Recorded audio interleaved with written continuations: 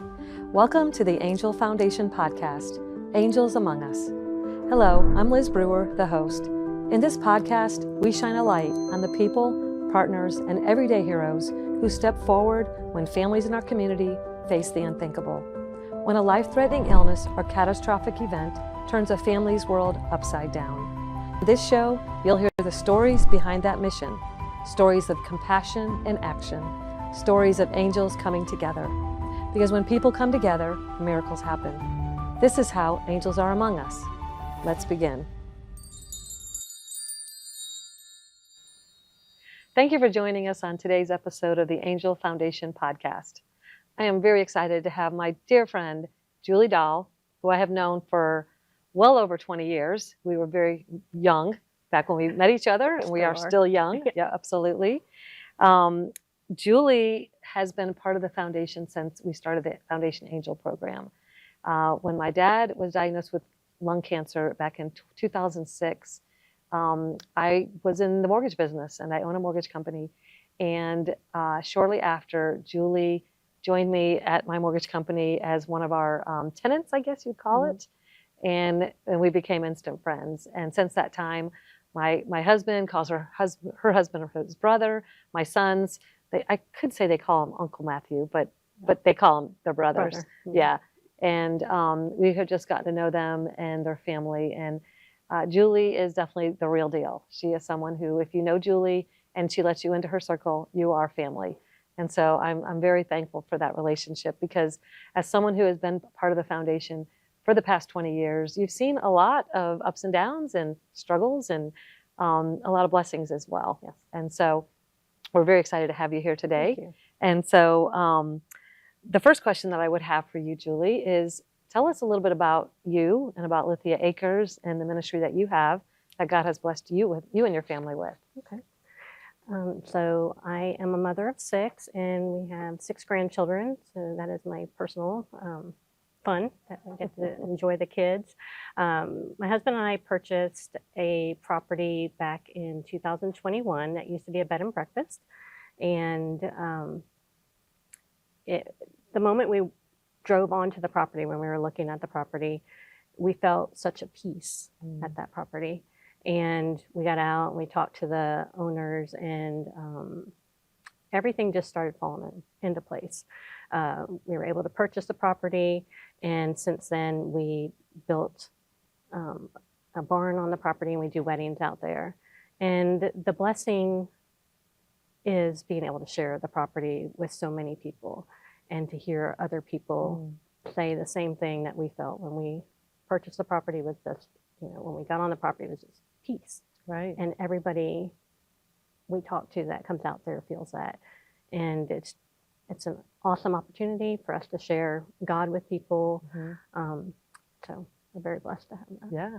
I think my son and daughter-in-law, Jeff and Alyssa, I want to say was their the second wedding. They were the second wedding that we actually had there in 2022. 2022, Yeah. December, yeah. Yep, December of 2022, so shortly after. And so being able to be out there to celebrate that special time in our family with our family was such a gift to us.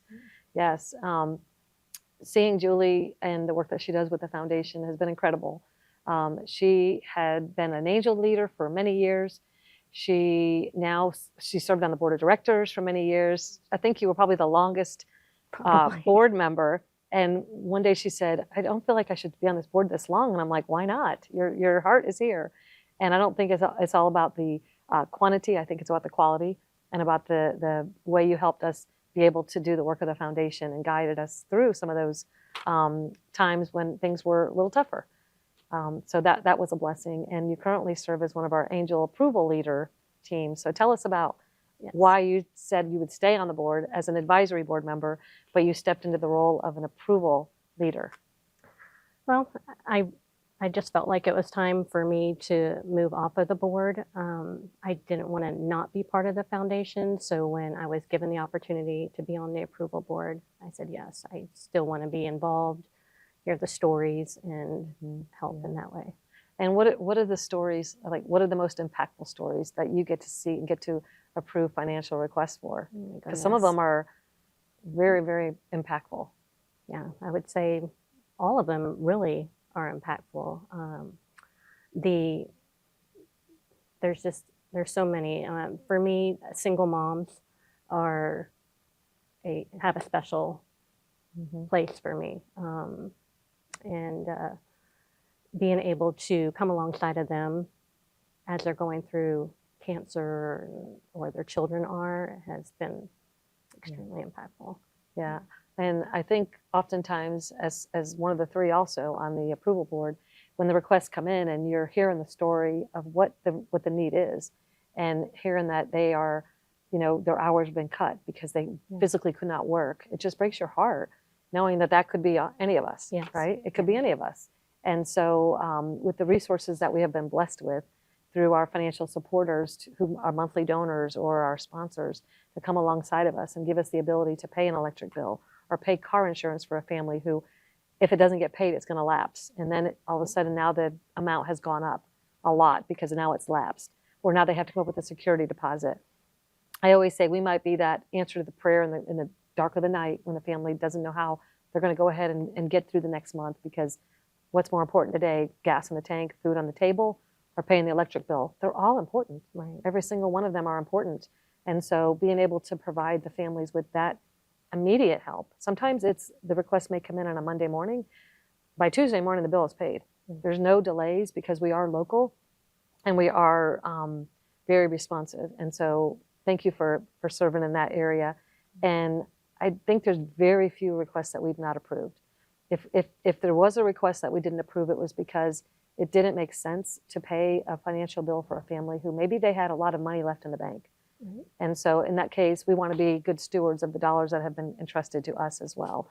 But then we're also going to come alongside them and say, what can we do to allow you to be able to pay that bill? But maybe we can take something else off of your plate. Maybe we can provide you with gift cards, because we're very blessed to get gift cards from our spring tea every year. Right. And so if we can give them $100 worth of gift cards for groceries, then they can use those same dollars to pay their electric bill. So we never say no without giving them another solution. And I think that's one of the beautiful ways that it's people that are actually looking at real needs and figuring out a solution to meet those real needs. Absolutely. As they come up. Absolutely. So I believe everyone has a why. I know for me, my why was with my dad with lung cancer and losing his battle just 6 short months later. But knowing that during that time when my life was turned upside down, and the simple things that I took for granted, like going to the grocery store to get paper towels and milk for my children for breakfast the next morning. They didn't have Instacart back then, right? Now we do. We just take that for granted. But when a bag of groceries showed up at my front door, and those things were in there because someone knew what to do without having to be told, that became my why for starting the Foundation Angel program 20 years ago. And so my question to you, Julie, is what is your why? So my why it stems from when I was young. I lost my mother. She was killed by a drunk driver when I was 14. And I am the second oldest of 7 kids. And so I immediately became responsible for taking care of my siblings. And we were going to a church at that time. And there was some people in the church who came alongside of my dad and really, they were there more for us kids, and just for birthdays, providing birthday presents and everything. My dad was all of a sudden a single parent, raising with 7 kids, and working 50 hours a week. So, just having that, when I look back, and I didn't realize maybe at that time how impactful that was, but when I look back, it was. Right. And so when I became aware of this and everything, that was one of the main reasons why I did that. Right. To give back. Give back in a meaningful way, in a practical way. Yes. Because we do some big things. I mean, we've given away cars to families who, a young boy who needed a van. He was growing up and he was getting too big for mom to pick him up and put him in the car. And we were able to bless the family with a van that happened to be donated by someone who lost their husband.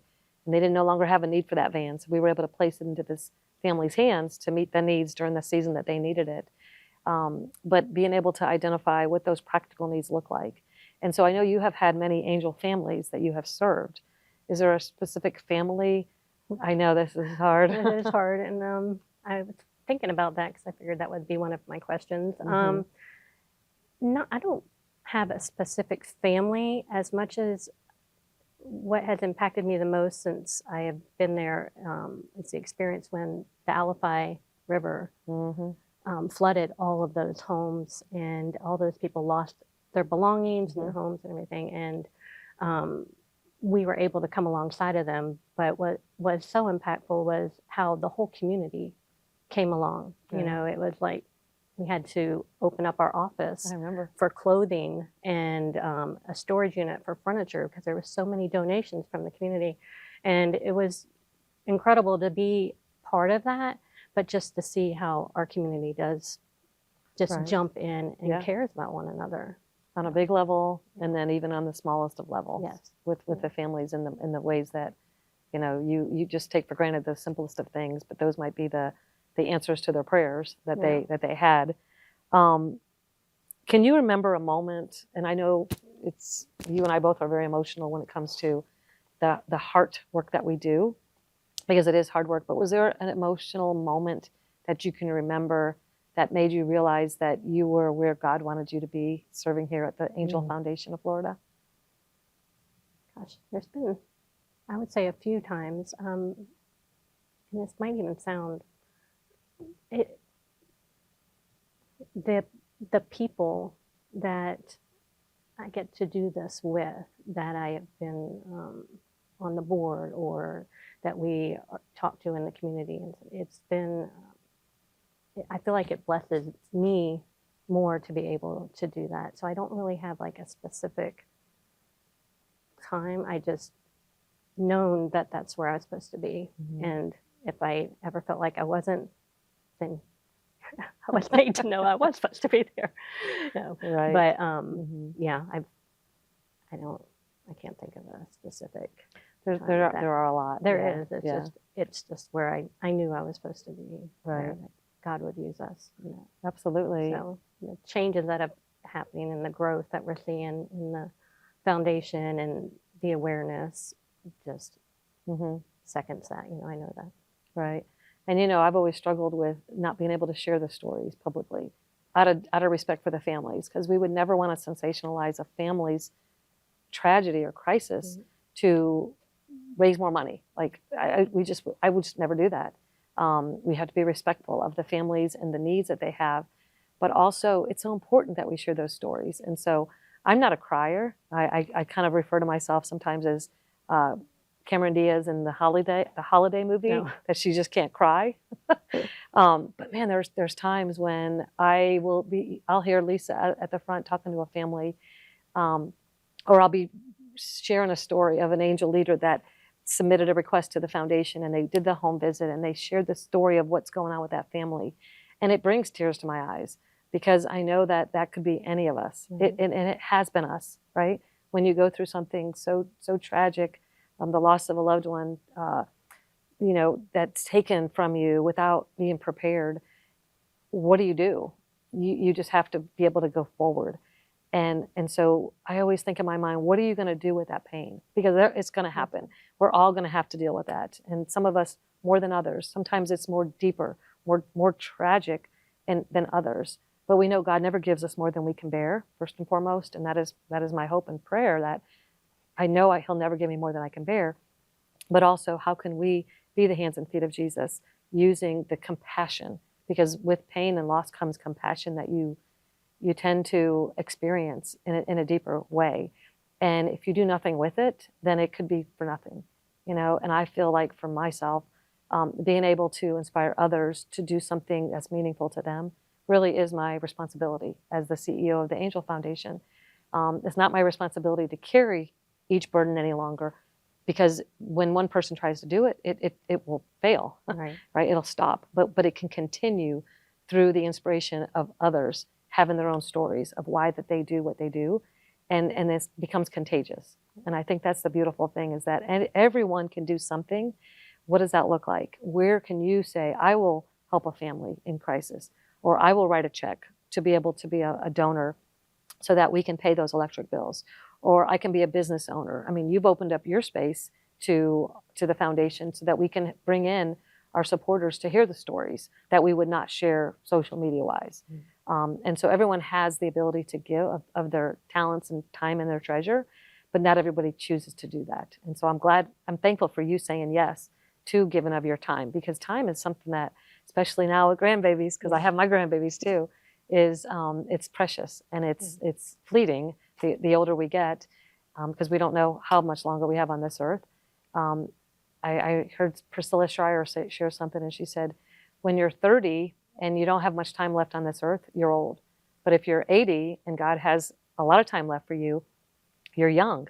Well, we don't know. We don't know the answer to that. We just know that we have to make every moment count. Okay. And so I'm very thankful that you continue to make every moment count for what you've gone through with your family, and you're giving it back to help other people. And serving on the board of directors is so important.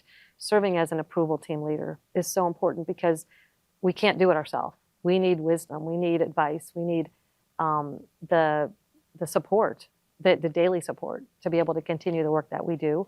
Because like I said, it's not just hard work, it is hard work. And so, but knowing that we are able to help a family is such a blessing. It's such a blessing, and it keeps us going. Yes. So as someone who suffered tragedy, what would you say to encourage someone else to step in because of their own why, to serve someone else going through a life-threatening illness or catastrophic event? Well, along the same lines of what you just said, I don't believe that God wastes the pain that we go through if we open ourselves up to share with others. And I would encourage anyone who is going through something or has been through something and doesn't understand why, to look into how you can help other people, because that is, it's you're helping others, and at the same time it's healing you. And so I would encourage people to do that. Yeah, that's so important. Sometimes the healing comes from the serving and being able to be strong for others, Right. when you may not feel like you're strong. So tell me a little bit about your family and the legacy that you are now building in your own family. Again, because of you being a child who lost their mother at 17 years old, no, 14 years old, at 14 years old, how traumatic that must have been. But how did that shape you into being a better wife, mother, and now grandmother? Oh boy. I would say just being aware that life is short, and like you said, taking every moment that we can to make it meaningful for one another, for my family, for my kids, for my and just the testimony that we have out there, Right. everybody. Yeah. A huge testimony. Yeah. Probably more than you know. And I know many people are probably looking at you and saying, if she can do it, I can do it. Giving them that inspiration to be able to get up every single day and fight the good fight, because every day is a fight for all of us. It's, definitely isn't easy. But Right. Having my faith is that, and then Right. my husband. That's how I do it. Yes, he's wonderful. Yes, he is. Yes, we Yeah. love him. Yeah. Yeah. And he's also a supporter of the foundation. And Yes. we kind of consider it a family affair. Yeah. I know our children have been out there working. We put them to work. We've had them helping. I remember in the early days, all three of my children were junior angels. They got involved in the work of the foundation, because it is important that we raise them up, not just to receive, but also to give, and to know that you can give, even if you don't feel like you can give, but you can still give in some way. And a lot of times with volunteers, we do 3 big events every single year. And we raise all of our funds through our events. We do not rely on the government. We receive funds through supporters, through guests who come out, from raffle ticket sales, auction items. And so there's so many ways that the community can support us. And so being able to, like I think you mentioned earlier about, the community comes together. Yes. And when they see a need, even if they don't have the need themselves, we always say, you may be the one that's going to be needing help. And when you do, the foundation will be there for you. Right. But in the meantime, let's help someone else. And so sometimes it looks like having a bingo night and being able to come out and join in the fun with that and supporting that. Because it takes time, it takes treasure, and it takes the talent. And so people who have the ability to bless a family, home painters, pressure cleaners, mechanics, hairdressers. Gosh, Julie, what are the names? I mean, we have our own app, the Angel Foundation app.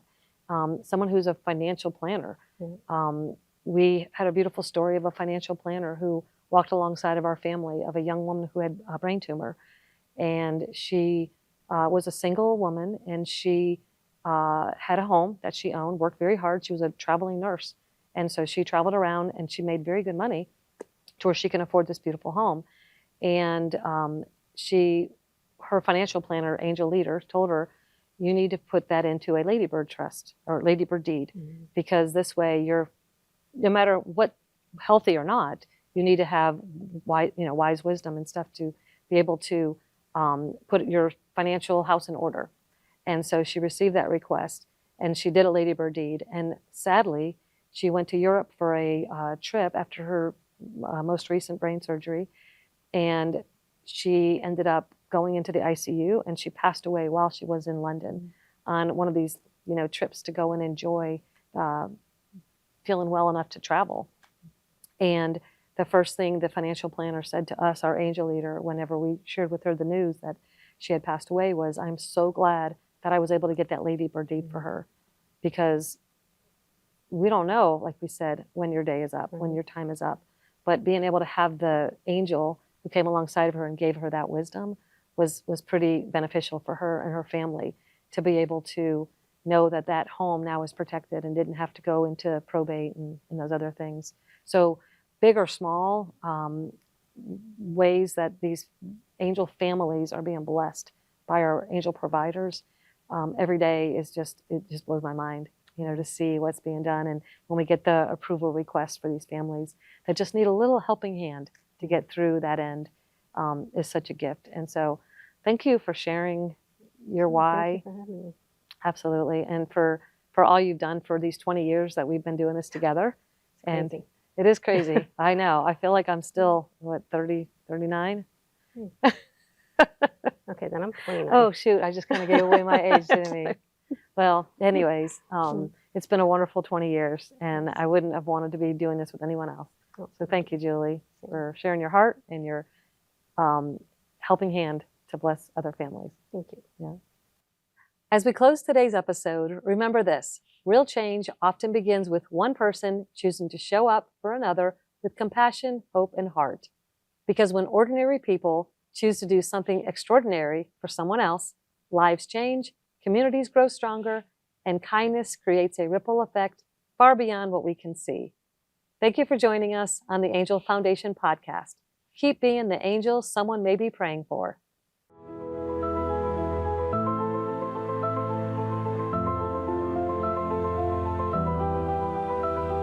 Thank you for listening to the Angel Foundation podcast.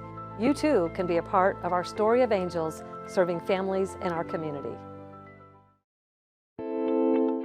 Hi, I'm Steve with Master Garage Door Company. We service Brandon and the surrounding communities. Whether you need a new garage door opener, or repair, we can get you taken care of quickly and efficiently.